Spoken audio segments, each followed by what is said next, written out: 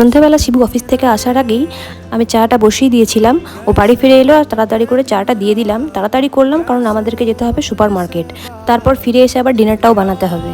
তাই চটজলদি সুপার মার্কেটে গিয়ে যা যা দরকার ছিল আনাজপত্র সেগুলো সবই নিয়ে নিলাম।